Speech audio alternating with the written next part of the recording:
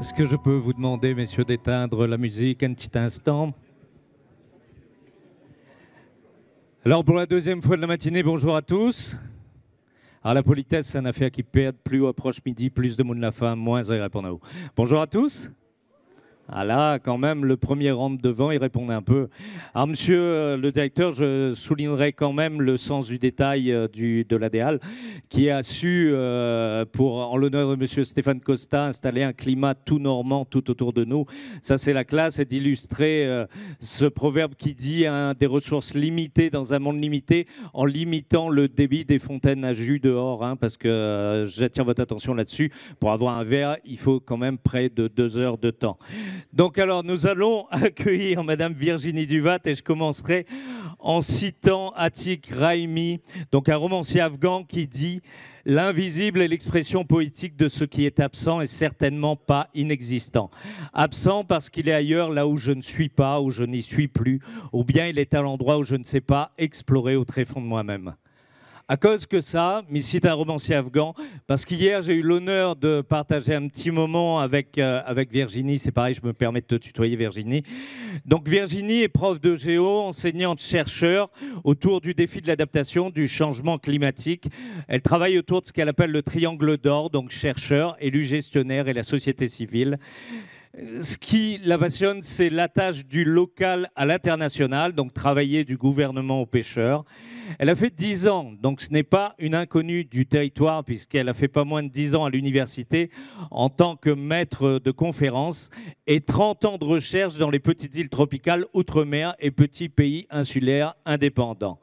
Donc, elle travaille notamment en Nouvelle-Calédonie au contact du peuple kanak. Alors la question qui prend elle, en fait, ce qu'elle y raconte à moi dans son contact avec le peuple kanak, c'est comment construire ensemble. Ensemble, des trajectoires d'adaptation avec les Kanaks. Et donc, à ce moment-là, quand il y rencontre les Kanaks, en fait, la question qu'il pose à elle, c'est « Tu viens chercher des informations, tu es scientifique, mais toi, que peux-tu nous apporter ?» Alors, effectivement, la question est importante parce que comment construire d'un contexte colonial sanglant et établi avec le peuple kanak un pacte de confiance. Et moi, à ce moment-là, je considère aussi que si on fait un pacte de confiance avec le peuple kanak, c'est aussi un pacte de confiance avec notre façon d'envisager le territoire et la nature qui environne Azote. Et moi, on a une autre question à ce moment-là pour elle, me demande à elle, et où que ça, on l'a appris au contact du peuple kanak. Et là, et donne-moi une réponse que m'y trouve vraiment valable, parce qu'elle y dit à moi qu'elle y trouve que ce qui amène à elle, c'est la nécessité d'enrichir sa méthode scientifique de ce qui fait sens pour ces peuples-là, pour les tribus. La présence des arbres, des esprits, en 2 mots, les apports immatériels. Et moi, m'y trouve ça gaillard, parce que moi c'est un bout de la parole, et la parole, par essence, les immatériels. Et après tout, il dit à moi qu'elle utilise un terme là que j'aime beaucoup, elle dit qu'elle y fait une cartographie de l'invisible. Et puis, moi, à ce moment-là, il fait à moi la réflexion, puisque tous les scientifiques disent que nous rentrons dans l'ère de l'inconnu, est-ce que ce serait pas temps pour nous, notamment sur les îles comme la nôtre, où l'inconnu, l'invisible, en partant du savant jusqu'aux mauvais âmes, les partout, est-ce que n'est pas temps pour nous de considérer à nouveau cet inconnu, de regarder à lui différemment au moment où lui menace de brûler à nous les yeux? Et pour introduire donc Virginie, m'y citerai un proverbe kanak qui dit comme ça: la feuille du bourreau est entraînée par le courant sans savoir où elle va. Elle est tributaire de celui-ci. Et toi, avant de cueillir une feuille, il faut que tu demandes la permission à l'arbre. Merci.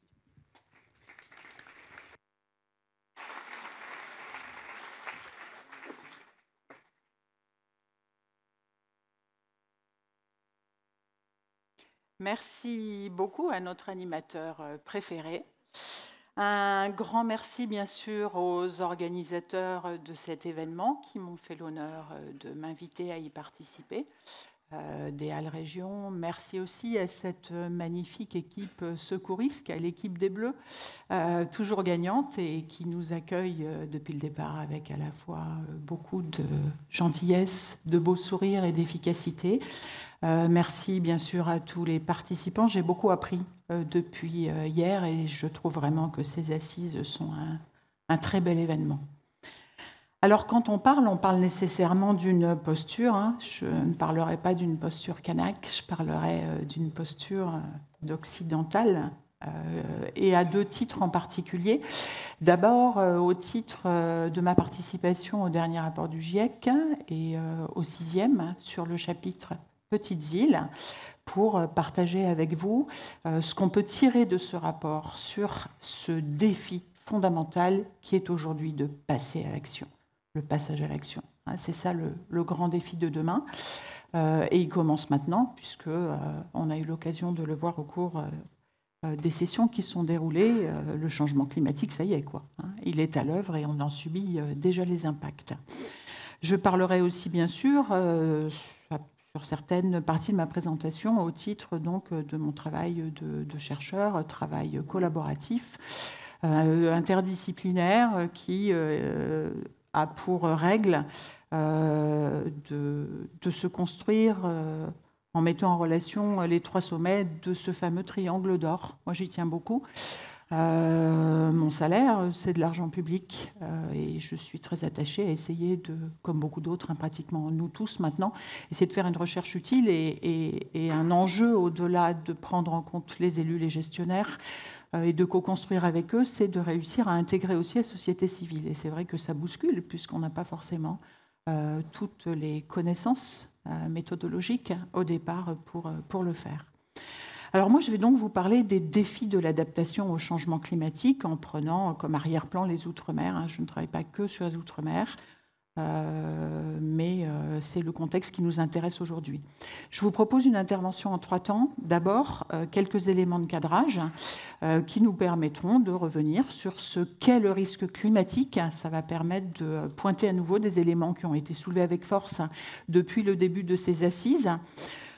Du risque, on passe à la catastrophe. On a eu un excellent exemple ce matin avec ce maire courageux, jeune et courageux face à la tempête Alex.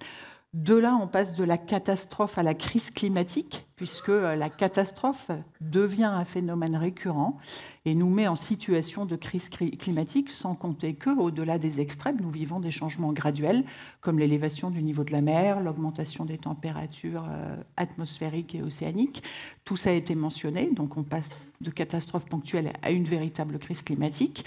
Et face à ça, et ça a été dit, on a commencé par essayer de s'intéresser à l'atténuation. On est quelque part plus en avance sur l'atténuation, même si bien sûr nos efforts de réduction des émissions de gaz à effet de serre restent à ce jour grandement insuffisants. Mais à côté de l'atténuation, il y a une deuxième dimension dans laquelle les sociétés d'aujourd'hui sont plus jeunes, tâtonnent. C'est le défi de l'adaptation. Or, s'adapter, c'est-à-dire faire face aux impacts déjà existants et à venir du changement climatique, ça va être absolument impératif et c'est par ça que je vais commencer. Donc l'adaptation, qu'est-ce que c'est ? Ça consiste à réduire le risque climatique, non seulement actuel, mais aussi futur, c'est-à-dire déjà à réconcilier deux temporalités qu'on avait l'habitude de séparer, à la fois dans la gestion et sur le plan scientifique, puisque, pour prendre le second exemple, on a d'un côté une science de la réduction des risques et d'autre part une science de l'adaptation.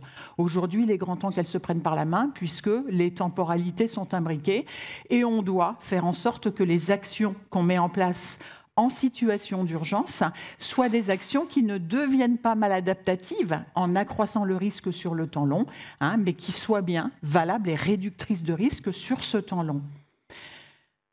S'adapter, c'est donc réduire le risque climatique en agissant sur les 3 grandes composantes du risque, volontairement, donc je reprends cette figure du GIEC, pour signaler qu'au-delà de l'aléa, qui est la composante du risque sur laquelle nous sommes le plus en avance, j'ai envie de dire, même si les efforts de recherche doivent continuer à être soutenus sur la connaissance de l'aléa, c'est un fait fondamental. À côté de ça, il y a 2 autres dimensions sur lesquelles on a jusqu'à présent moins travaillé, qui souvent ne sont pas encore incluses dans les observatoires que l'on crée. C'est l'exposition et puis la vulnérabilité. Alors, c'est important d'avoir en tête qu'on peut agir sur les 3. Par exemple, quand on plante, quand on réhabilite des systèmes côtiers végétalisés, en replantant de la végétation indigène, on peut favoriser la capture de sédiments et l'exhaussement de ces systèmes, ce qui, dans certains cas, leur permet de s'ajuster au niveau marin, ce qui, bien sûr, supprime une partie du risque lié au niveau marin extrême, aux houles de tempête ou distantes, etc. On doit bien sûr aussi agir sur l'exposition. On le fait à travers des ouvrages d'ingénierie côtière, par exemple, qui protègent des infrastructures critiques ou des quartiers urbains. On doit aussi réduire la vulnérabilité, par exemple humaine, en construisant des bâtiments qui sont plus résistants, qui sont plus adaptés, en informant mieux les populations ou encore en réduisant les pressions qui s'exercent sur nos écosystèmes. Donc ça, c'est le premier élément qui est fondamental. Si on veut s'adapter au changement climatique, il faut de concert agir sur ces 3 dimensions. Sinon, on n'y arrivera pas. C'est ce qui nous donnera la marge de manœuvre maximale. Une fois qu'on a dit ça, il faut quand même savoir 2 choses. La première, c'est que nous avons basculé avec ce 6e rapport du GIEC dans la définition d'un risque, des risques dits majeurs. On ne parle plus seulement de risques, mais de risques majeurs. Je vais y revenir dans un instant. On sait également que les risques déjà identifiés ne sont finalement pas la liste des risques que nous connaîtrons demain, dans 10 ans, dans 20 ans, dans 30 ans. De nouveaux risques vont émerger. Et on sait enfin que, quels que soient les efforts d'adaptation qu'on produira, il restera un risque incompressible, un risque résiduel avec lequel il va falloir apprendre à vivre. Un élément important, donc, en ce qui concerne l'exposition et la vulnérabilité, c'est un élément commun. Il ne va pas être nouveau pour vous, mais moi je vais insister dessus parce que ça me paraît fondamental. Ça a été mentionné hier aussi, c'est le fait que l'exposition et la vulnérabilité des écosystèmes, d'une part, qui sont fondamentaux dans les îles tropicales, et des populations humaines, d'autre part, sont ancrés dans les trajectoires d'exposition et de développement des territoires.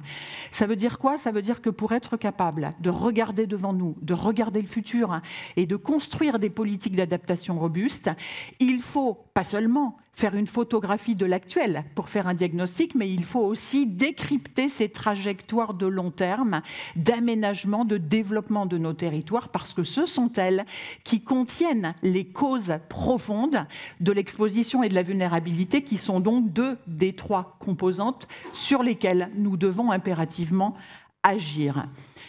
Alors d'un côté, on a la pression du changement climatique, de l'autre, celle du développement des phénomènes que vous connaissez bien, comme la densification de l'occupation du sol et l'urbanisation littorale, la dégradation de certaines ressources et de nos écosystèmes.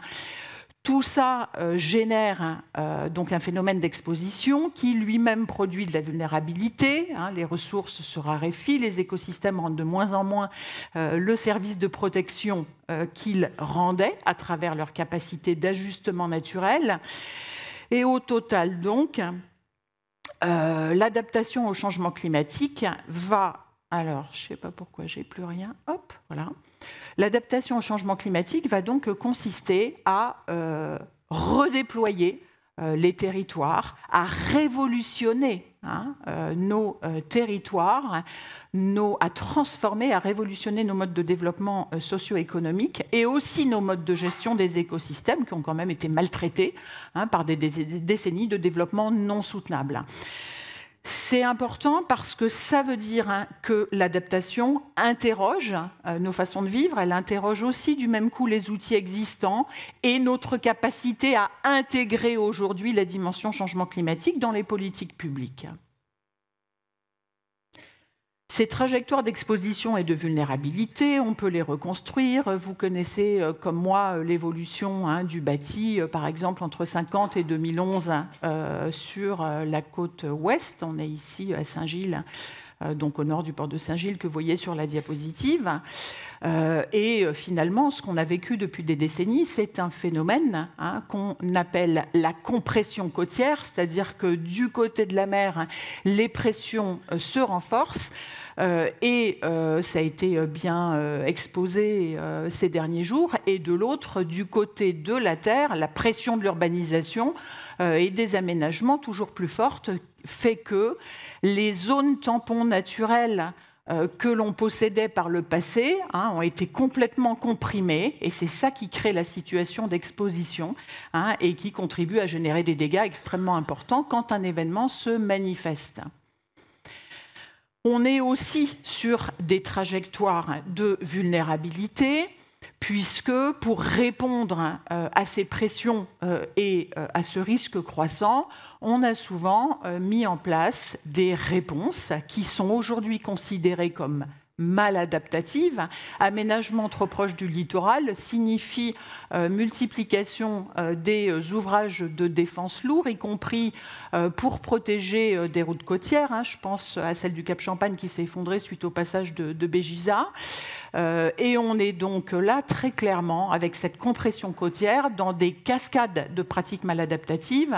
On peut aussi citer sur la plage du Saint-Alexis et la plage donc de Boucan-Canotte, au niveau du Saint-Alexis et des résidences qui sont proches. Immédiatement après Bégiza, en fait, les gens étaient ensablés. Et l'enjeu, c'était de retirer ces volumes de sable énormes qui avaient été apportés par les vagues cycloniques. Donc c'est évidemment maladaptatif, puisque les cyclones peuvent, dans certains cas, nourrir les plages et en tout cas contribuent à leur respiration, celle dont parlait Stéphane Costa hier soir.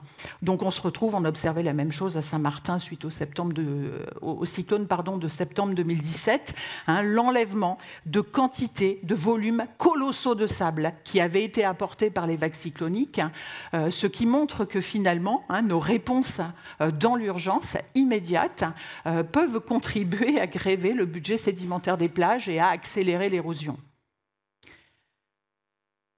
De la même manière, on voit apparaître souvent après ces événements des réponses qui peuvent être individuelles, mises en œuvre par des particuliers dont les propriétés ont été fortement endommagées, là on est toujours à Boucan-Canotte, et qui décident de construire des ouvrages plus lourds pour se protéger. Donc on est typiquement dans un mode de gestion non coordonné des réponses, des protections au sein d'une cellule hydrosédimentaire, ce qui fait qu'évidemment il y avait un conflit avec le voisin qui disait « mais avec ce point dur sur le littoral, moi je vais avoir des impacts encore plus forts ». Donc voilà, on se retrouve dans des situations qui deviennent difficiles à gérer.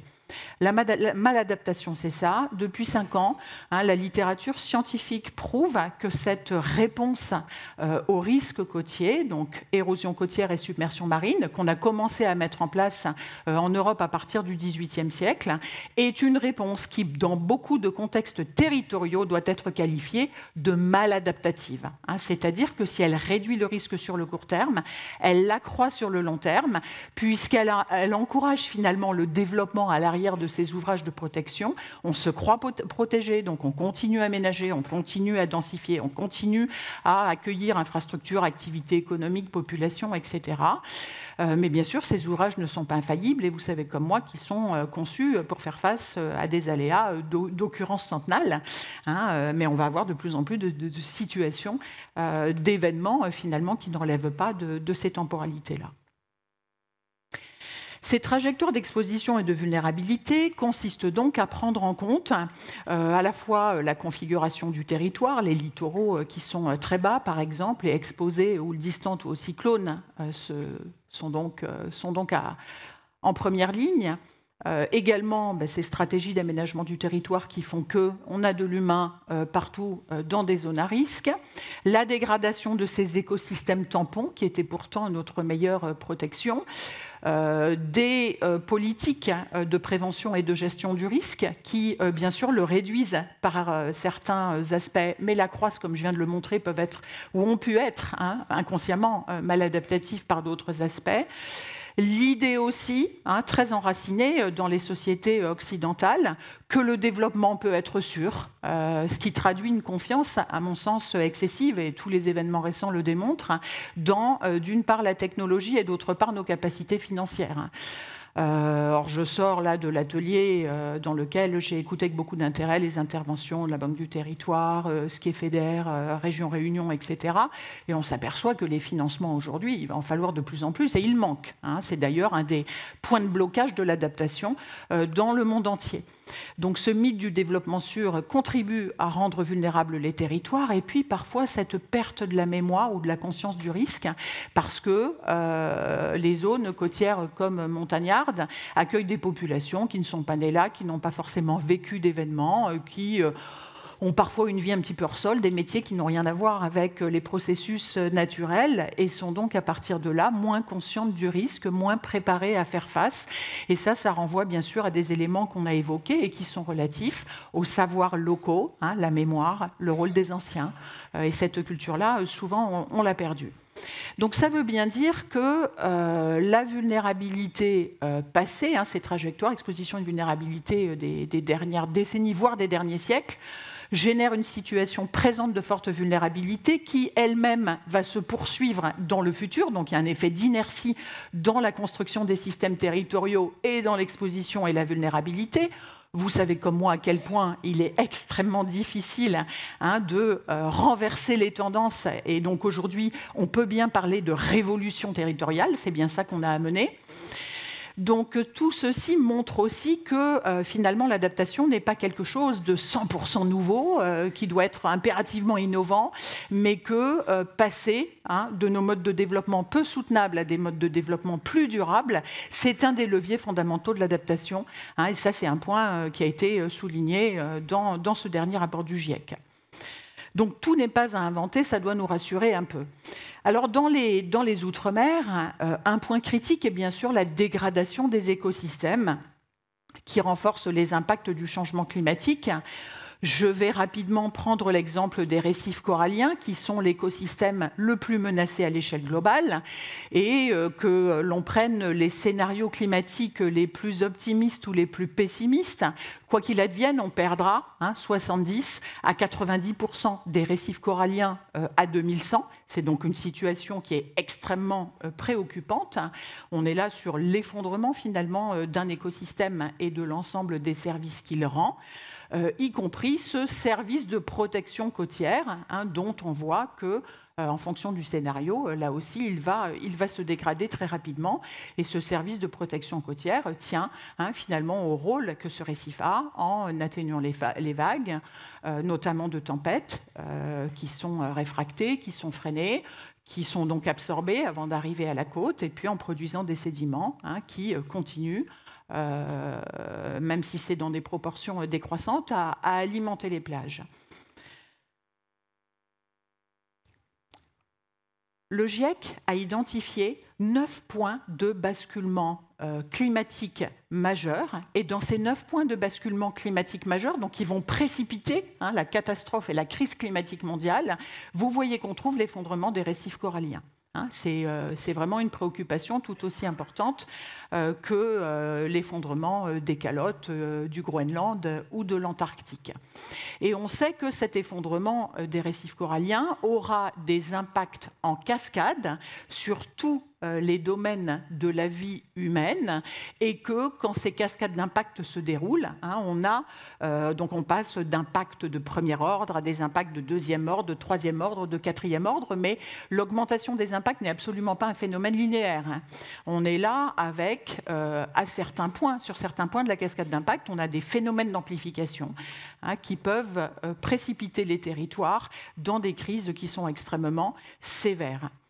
Les données de l'IFRECOR sont, là j'ai pris l'exemple des données qui nous sont transmises dans le rapport de 2020, on s'aperçoit par exemple dans nos Outre-mer français que quand on considère les territoires qui sont étendus et qui connaissent de faibles pressions anthropiques directes, les récifs étaient en 2020, sur la base des stations renseignées, pour 70% en bon ou très bon état. Quand on regarde maintenant ce qui se passe dans des territoires qui sont soumis à des pressions anthropiques beaucoup plus fortes, et la Réunion en fait partie, comme les Antilles, comme Mayotte, etc., vous voyez le diagnostic de l'IFRECOR, 62% des récifs coralliens sont en mauvais ou très mauvais état. Donc ça montre à quel point on a déjà, en partie, condamné une des voies d'adaptation au changement climatique, qui est la voie d'adaptation fondée sur les écosystèmes. Et c'est pour cette raison que dans ce chapitre Petites îles du GIEC et dans ce 6e rapport, donc livré en février 2022 dans sa globalité, un point important est de protéger les écosystèmes, mais pas séparément. Ce qui compte, ce n'est pas de protéger le récif corallien ou la végétation de haut de plage, c'est de protéger le continuum d'écosystèmes, du sommet des montagnes jusqu'à la crête récifale et même au-delà. C'est d'ailleurs un discours qui n'est pas nouveau. On en parlait dans les années 90 au moment de l'émergence de la politique de gestion intégrée des zones côtières. Donc ce n'est pas nouveau, mais protéger un continuum en visant donc comme objectif 30 à 50% d'espace efficacement protégés dans le futur, parce qu'on sait que nos niveaux de protection sont quand même très lacunaires. Et efficacement protégés, ça veut aussi dire gérer les sources de pollution en amont, qui ont des impacts extrêmement préjudiciables à l'aval. Ces trajectoires d'exposition et de vulnérabilité génèrent déjà des crises totales et durables. Et c'est un élément nouveau dans ce 6e rapport du GIEC que de montrer qu'aujourd'hui, nous vivons à l'époque des événements climatiques combinés. On en a eu un excellent exemple dans la Caraïbe, outre-mer, Saint-Martin, 2 cyclones dans l'espace de 15 jours. Certains territoires de la Caraïbe, en 3 semaines, en ont pris 3, et des cyclones de catégorie 5, de catégorie 4, etc. Donc on entre dans cette ère des événements climatiques combinés qui ont des cascades d'impact qui se déroulent et qui affectent tous les domaines de la vie humaine. Et on s'aperçoit, on a fait une reconstruction de l'exposition et de la vulnérabilité de Saint-Martin depuis le XVIe siècle, avec des historiens, etc. Et on s'aperçoit que les causes de l'exposition et de la vulnérabilité actuelle, et donc de la résonance aussi forte de ces cyclones sur ce territoire. Saint-Martin a failli basculer dans la guerre civile. On a vraiment eu des situations très tendues avec constitution de groupes armés par les résidents. Il a fallu que l'armée envoie des pelotons importants pour maintenir le territoire sous contrôle. On s'aperçoit que ces phénomènes de crise fondamentaux s'ancrent dans ces trajectoires de très long terme, et donc il faut aller agir sur ces causes profondes de l'exposition et de la vulnérabilité. C'est complexe parce que tout ça est enraciné depuis longtemps que les territoires sont souvent enfermés dans une trajectoire que l'on appelle maladaptative et dans laquelle les événements, par exemple ici cycloniques pour Saint-Martin, ont du mal. Parce que quand on traite une situation d'urgence, on a souvent du mal à mettre en place à ce moment-là une politique de long terme. Donc ces événements, ces catastrophes ne permettent pas forcément d'extraire le territoire de cette roue, c'est-à-dire de ces effets de rétroaction positifs qui contribuent au fil du temps à renforcer en permanence le risque et à étendre, c'est ce que vous voyez ici, l'espace maladaptatif. Donc ce qu'il faut être capable de rompre, c'est ce qu'on appelle les dépendances de sentiers. Les dépendances de sentiers, c'est finalement ce qui fait que toutes les décisions et les modes de développement et d'aménagement qui ont été mis en place dans le passé continuent à influencer la vie, le développement du territoire, son évolution, etc. Donc l'adaptation, c'est vraiment s'arracher de ces processus fortement ancrés dans le passé. Alors, rompre les dépendances de sentiers, on en voit un certain nombre d'exemples par chance. Ici, à La Réunion, on a de plus en plus de projets de réhabilitation des plages dans l'Ouest, mis en place par des acteurs nombreux. Ça fait l'objet d'un atelier. L'ONF est très actif avec le soutien de l'ADEAL, les actions du CEDTM, etc. Je ne mentionne pas tous les partenaires, mais on a comme ça des territoires qui commencent à s'engager dans une transition finalement en termes de réponse au risque, passer des réponses lourdes, dures, à des réponses qui sont beaucoup plus vertes et qui, bien sûr, auront à être mises en place de concert avec des opérations de relocalisation, c'est-à-dire de recomposition territoriale, puisque dans certains cas, pour faire de la solution fondée sur la nature, il va falloir enlever les aménagements qui ont causé cette compression côtière. Ça sera fondamental. Ces trajectoires sont d'autant plus complexes à inverser que le risque climatique augmente et qu'il augmente très vite. À 2100, si on suit le scénario de réchauffement optimiste, un RCP 2.6, donc plus 1,5 degré, on sait que le risque climatique global, donc moyen, va être multiplié par 2. Si on suit une trajectoire d'un scénario climatique plus pessimiste, on aura une multiplication du risque par 4. Mais quoi qu'il en soit, l'adaptation au changement climatique a la capacité de réduire le risque de 50%. Ce travail a été réalisé à partir du dernier rapport du GIEC par un collectif d'auteurs pour qu'on ait une vision globale à l'échelle de la planète. Alors il est certain que plus on réduira nos émissions de gaz à effet de serre et plus on réussira à s'adapter. Pourquoi ? Parce que si on se place sur des scénarios de réchauffement similaires à celui qu'on connaît depuis 1 ou 2 décennies, eh bien très rapidement un certain nombre de solutions d'adaptation vont devenir obsolètes.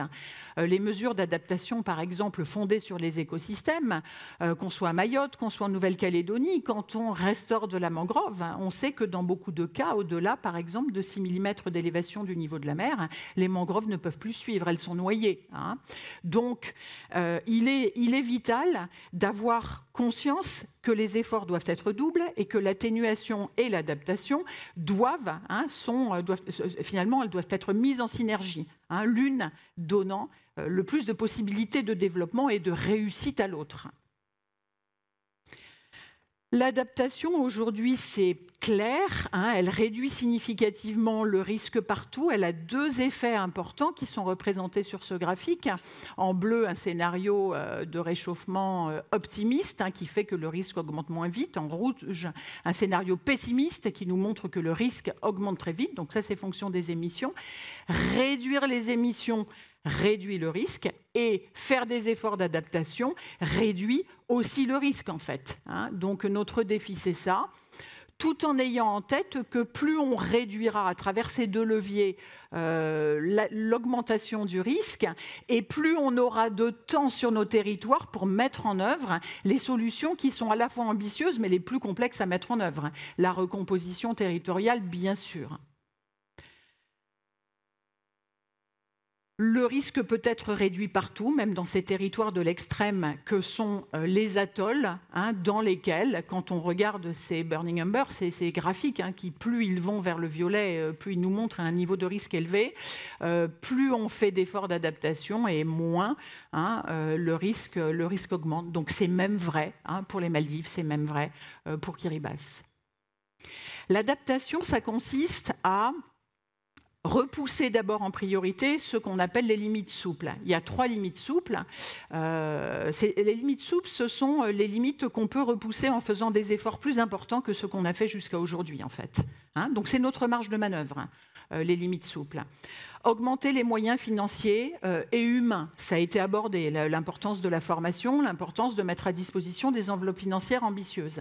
L'acceptabilité sociale, bien sûr, fondamentale. Utiliser les outils réglementaires, renforcer les capacités institutionnelles et surtout la flexibilité et la rapidité des moyens d'intervention des institutions. C'est d'autant plus important que d'autres limites sont dures. On a des limites biophysiques, je vous prenais le cas de la mangrove, mais c'est pareil pour les récifs coralliens. À un certain stade, on ne pourra plus s'appuyer là-dessus. Donc ça, ce sont des limites qu'on ne peut pas repousser. Sur cette base, je vais maintenant aborder 2 défis qui sont fondamentaux. Le premier, c'est celui du suivi et de l'évaluation de l'adaptation au changement climatique. Vous êtes en train de construire un observatoire littoral à La Réunion et c'est une magnifique nouvelle. De mon simple avis, bien sûr, bien que je ne sois pas partie prenante des travaux, ça me paraît extrêmement important qu'à côté, si vous voulez, du suivi du trait de côte, voilà, de tout ce qui va être suivi des processus physiques, soient intégrées les dimensions humaines et soient intégrées en particulier la mesure des efforts et donc, au fil du temps, des progrès de l'adaptation au changement climatique. Cette question, elle est fondamentale. Pourquoi ? Parce qu'à l'échelle de la planète, on ne sait même pas où on en est en termes d'adaptation. On sait qu'il y a une prolifération d'actions qui sont déployées, on sait que les politiques publiques évoluent, mais on ne sait pas jusqu'à quel point les territoires font des efforts pour s'adapter. Et au-delà, on ne sait pas si les efforts qui sont consentis sont plutôt adaptatifs ou plutôt mal adaptatifs. Ça serait dommage que dans 4 ou 5 ou 6 décennies, on s'aperçoive qu'une grande partie des efforts qu'on a déployés avec des financements, etc., sont mal adaptatifs. Aujourd'hui, il y a très peu de systèmes d'évaluation des efforts d'adaptation et des progrès de l'adaptation. Pourquoi ? Parce qu'on est ancré dans l'idée que ça doit être évalué de manière quantitative. C'est le débat qu'on a eu hier matin sur la place des sciences humaines et sociales. Et on se dit qu'il faut évaluer à l'échelle nationale. Alors, quand on a des acteurs comme l'Office national des forêts, le Conservatoire du littoral, etc., qui agissent sur leur terrain, comment est-ce qu'ils peuvent être visibles au plan national quand on y mesure les efforts d'adaptation? Donc, on a besoin de développer des outils d'évaluation de l'adaptation qui soient holistiques, qui prennent en compte la totalité des dimensions et qui soient intégrés. Je vais prendre rapidement 2 exemples. Le premier, c'est un outil d'évaluation qui s'appelle le GapTrack, qui a été proposé il y a une semaine au gouvernement lors d'une grande conférence des Nations Unies qui a eu lieu au Botswana et qui vise donc à proposer un système d'évaluation de l'adaptation au plan global. Ça ressemble à une fleur, donc c'est plutôt vert et plutôt sympathique. Ça consiste à évaluer, comme vous le voyez ici, 6 grandes dimensions. Le niveau des connaissances sur les risques actuels et futurs, si des plans d'adaptation existent et s'ils ont été mis en œuvre, quelles sont les actions d'adaptation qui sont déployées? Est-ce qu'elles sont adéquates et est-ce qu'elles sont opérationnelles sur les territoires?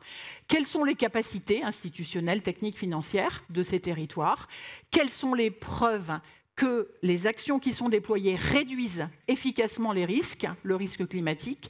Et ensuite, est-ce que l'approche est une approche long terme à travers ce concept de trajectoire d'adaptation sur lequel je vais revenir dans un moment? Ce GapTrack a été appliqué en 2021 à titre expérimental à l'île Maurice, qui a été un territoire volontaire comme le Sénégal, et ça permet de produire ce type de figure. Vous avez donc, on utilise un système de scoring, j'en parlais hier, des scores qui vont de 0 à 4, 0 au centre du graphique, 4 vers les bords, et ça permet de retranscrire pour chacune des dimensions que j'ai mentionnées et chaque indicateur les résultats. Et vous voyez que Maurice a quelques forces, mais surtout encore pas mal de faiblesses, comme beaucoup de territoires. Ça a permis de donner à l'île de Maurice de formuler un certain nombre de recommandations concrètes, comme il est fondamental aujourd'hui de passer à l'évaluation des risques actuels et futurs, et notamment d'évaluer l'exposition et la vulnérabilité. Le levier pour ça, c'est renforcer l'expertise scientifique et technique. Il faut soutenir l'échelon local. Le levier pour ça, ce sont donc des arrangements institutionnels et le déblocage de financements dédiés.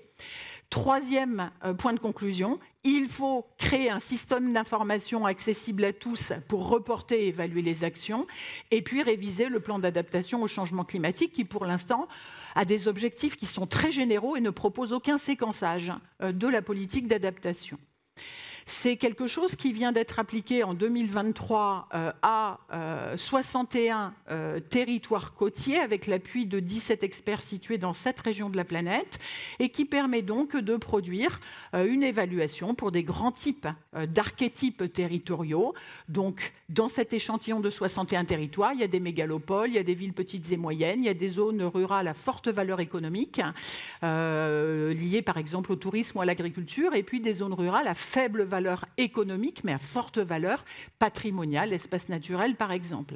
Donc ça aide à identifier les champs d'action prioritaires en fonction des archétypes, donc des configurations territoriales. On peut faire la même chose pour des actions très localisées. On a développé dans le cadre d'un projet de recherche qui s'appelle Adaptom une méthodologie d'évaluation des solutions d'adaptation côtière fondées sur la nature. Ça a fait l'objet d'un atelier hier. Et c'est le même type de méthodologie. On ne regarde pas que la capacité de réduction du risque de ces SFN.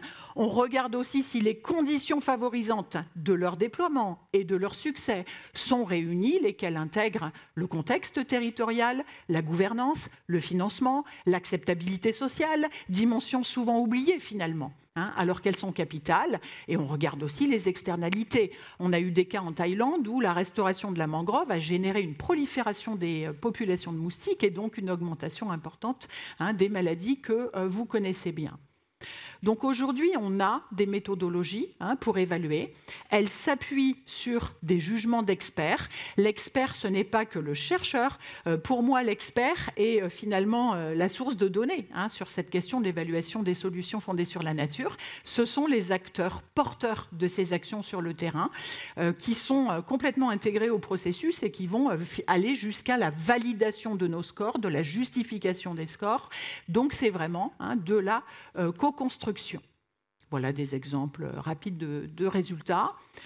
Ça permet de dresser des diagnostics et de montrer certains manques, comme par exemple le fait que pour l'instant les projets sont déployés à une échelle hyper locale. Donc on n'atteint pas encore cet objectif de monter en échelle pour se placer à l'échelle d'entités fonctionnelles, un bassin versant, une cellule hydrosédimentaire par exemple.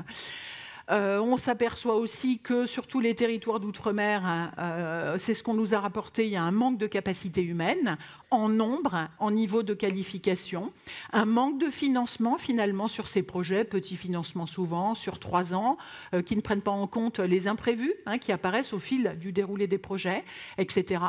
Un manque d'implication des parties prenantes, même quand il y a des comités de pilotage, les gens s'essoufflent, sont sursollicités pour participer à des réunions. On s'aperçoit que ce sont des projets qui sont souvent portés par des acteurs dont finalement c'est la mission de restaurer les écosystèmes. ONF, conservatoires, etc. C'est bien, mais en même temps, ça veut dire que entre les terrains sur lesquels ils déploient ces projets, on a des zones extrêmement importantes qui ne sont pas traitées. Ces projets n'ont pour l'instant pas ou ont une très faible dimension prospective, c'est-à-dire qu'ils n'ont pas été conçus pour faire face aux changements, aux risques climatiques futurs, donc c'est quand même une de leurs grandes limites. On apprend en marchant, comme nous disent les acteurs, mais on ne sait pas trop si ça va marcher, pas marcher, et jusqu'à quand ça pourrait réduire le risque. Et ils ne sont en général pas intégrés dans des stratégies d'adaptation plus globales et plus transformationnelles à l'échelle des territoires. Il n'y a pas que des mauvaises nouvelles.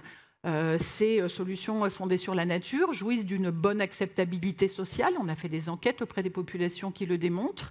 Ils peuvent s'appuyer dans certains cas sur des savoir-faire acquis, robustes. La Réunion, par exemple, a construit depuis les années 90 un savoir-faire sur la réhabilitation des systèmes côtiers végétalisés. Et le collectif d'acteurs souhaite aujourd'hui pouvoir étendre à l'ensemble du littoral ouest les pratiques, partout là où c'est possible, qui ont été déployées.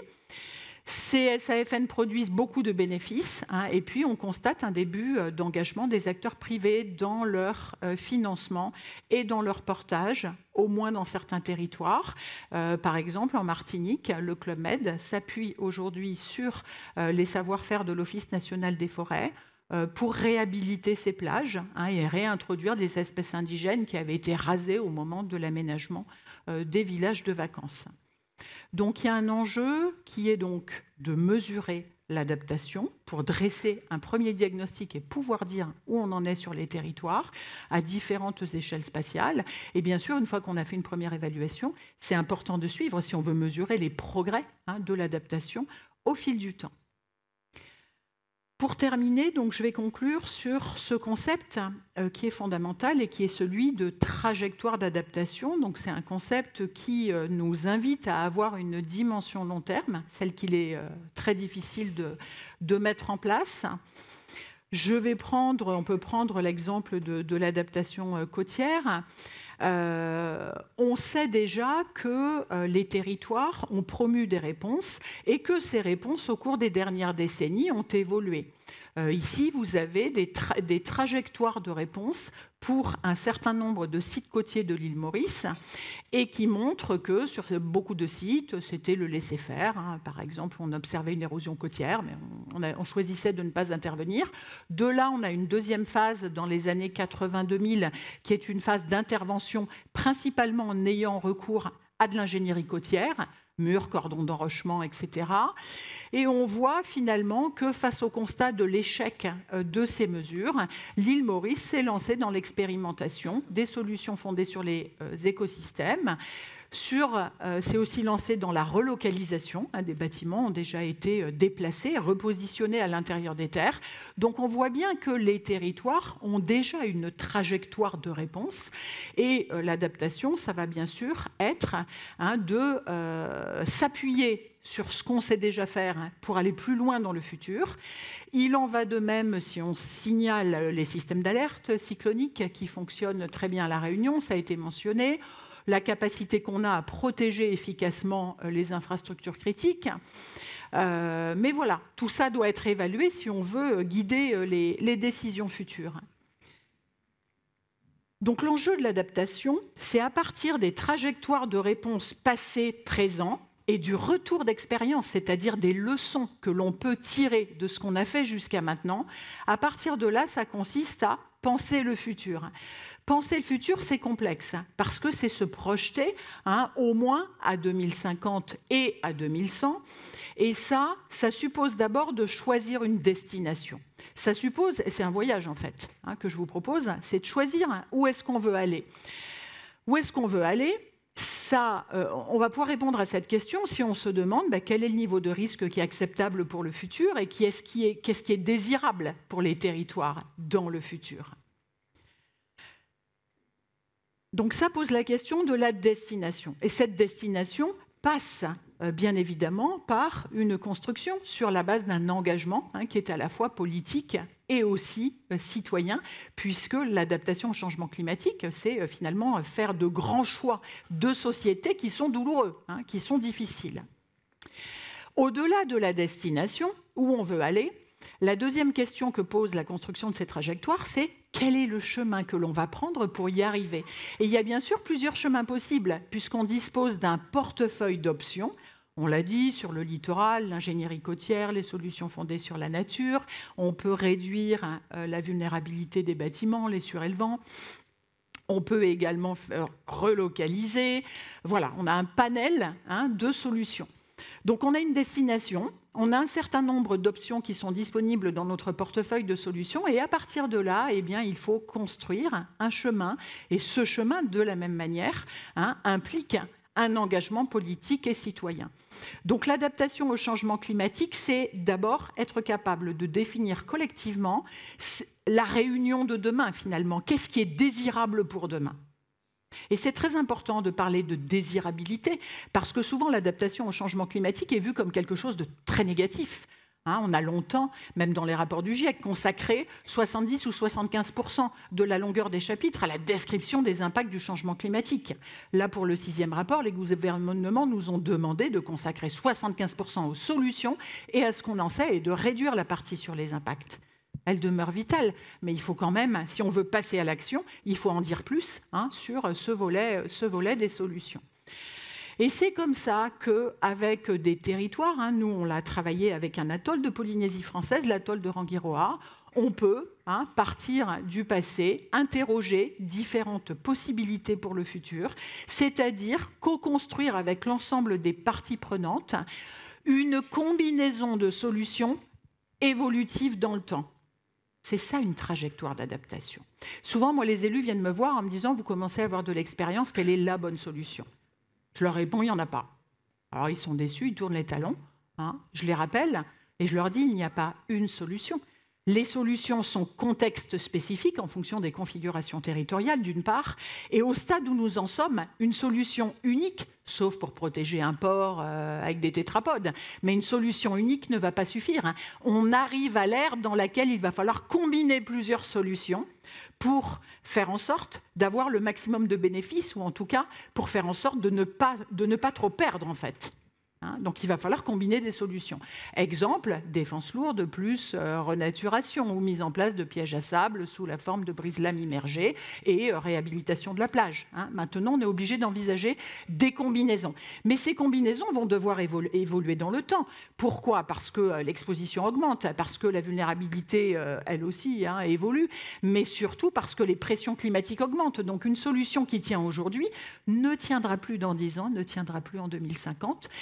Et c'est en fait une opportunité que d'avoir à imaginer une combinaison de solutions évolutives dans le temps. Pourquoi ? Parce qu'on est fichtrement incapable du jour au lendemain de faire de la recomposition territoriale.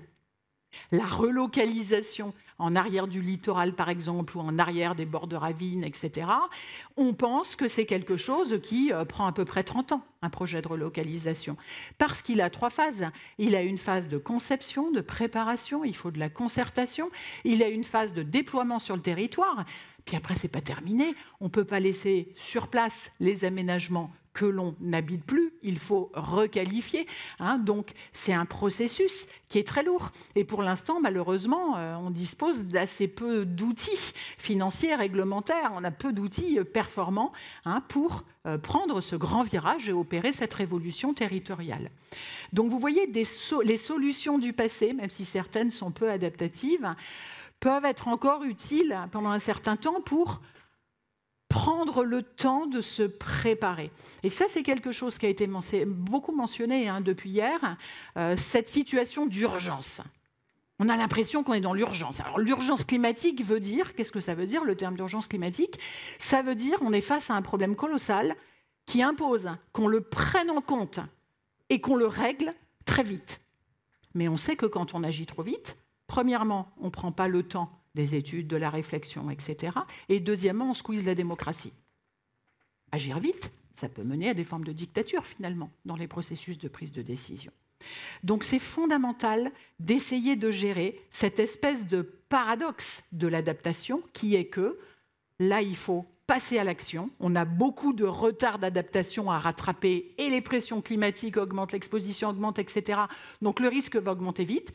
Il faut se mettre en ordre de marche et passer à l'action rapidement, mais pas trop rapidement, ou en tout cas sans squeezer ces 2 éléments fondamentaux que sont le temps de bien construire les solutions et le temps qui est nécessaire pour pouvoir associer l'ensemble des parties prenantes, puisque c'est un projet de société. En ayant en tête qu'il faut être réaliste, l'espace des solutions va se contracter et certaines, assez rapidement, ne seront plus efficaces. C'est le cas des solutions d'adaptation fondées sur la nature. C'est malheureux, moi je suis naturaliste, donc ça me peine énormément, mais il faut quand même être assez réaliste de ce point de vue-là. Donc les trajectoires, elles doivent être contexte spécifique. Si on est sur des littoraux plutôt naturels, on ne va pas choisir les mêmes solutions que si on est sur des littoraux urbanisés. Je l'ai déjà mentionné. Et donc pour conclure, quelques points. Qu'est-ce qu'on peut dire face à ce problème des priorités que l'on doit afficher à l'agenda aujourd'hui dans les Outre-mer. La première priorité, à mon sens, c'est d'affiner la connaissance des niveaux de risque climatique, continuer à travailler sur l'aléa, c'est vital. Travailler aussi et inclure dans les études, dans les observatoires, l'évaluation de l'exposition, inclure l'évaluation de la vulnérabilité, et la vulnérabilité inclut le fait que les politiques publiques sont plus ou moins adaptatives ou mal adaptatives. Donc ça doit être affiner cette connaissance des niveaux de risque actuels, mais aussi futurs, à 2050, à 2100, à l'échelle, pour le coup, de la Réunion. On a très peu de données, par exemple, sur l'élévation au niveau de la mer. On est sur des données globales. Ça, c'est quand même un problème quand on est sur un territoire qui a un sacré linéaire côtier. Et on doit faire en sorte de produire ces données, bien sûr, jusqu'à l'échelle locale, celle des communes. On doit aussi, deuxième priorité, à La Réunion comme ailleurs, c'est pas spécifique, dresser un bilan d'où en est La Réunion en matière d'adaptation au changement climatique. Est-ce qu'elle est déjà en partie sur la voie de l'adaptation ou pas ? Est-ce que ce qui se fait est adaptatif ou mal adaptatif et jusqu'à quel point ? Et bien sûr, ça passe par un renforcement des capacités locales. Et on voit poindre, c'est une très bonne nouvelle, la mise en place de projets de formation, par exemple l'ensemble des agents de l'État, ça va bien sûr contribuer à passer ces caps. Troisième priorité, il faut passer de la mise en œuvre de solutions court terme, c'est ce qu'on fait après les catastrophes en situation d'urgence, à la conception et donc à la co-construction de trajectoires d'adaptation long terme, horizon 2050 et 2100, pour différents scénarios climatiques. Donc il faut choisir lesquels, chaque territoire doit choisir lesquels, en évaluant par jugement d'experts, là où les modèles ne sont d'aucun recours, l'efficacité potentielle des différentes mesures et leur combinaison possible dans le temps. Quatrième priorité, rendre les politiques publiques plus ajustables. Ça a été mentionné tout à l'heure par Monsieur le maire et d'autres au cours de ces 2 journées. Des procédures administratives qui sont de plus en plus complexes, longues à mettre en place, etc. On a besoin de renforcer la flexibilité des outils réglementaires, des modes d'obtention des financements, etc. pour conserver les marges de manœuvre les plus larges. Et 5e priorité, ce n'est pas parce qu'elle est au 5e rang qu'elle est moins importante que les autres, il faut intégrer la société civile, organisée ou non, sous forme d'association ou non organisée. C'est important de penser à celle-ci aussi. Moi, j'ai été ravie de voir qu'étaient présents ici, j'espère qu'ils sont toujours là, des lycéens. Intégrer la société civile, c'est aussi aller rechercher dans les savoirs locaux, la mémoire locale, ce qui peut être utile. Et puis les acteurs privés, on sait qu'on ne réussira pas à mobiliser les financements requis pour l'adaptation si on n'implique pas le secteur privé. C'est donc un projet de société et ce sont donc des choix stratégiques et des compromis qui vont être à faire. Je vous remercie beaucoup pour votre attention. Merci Virginie.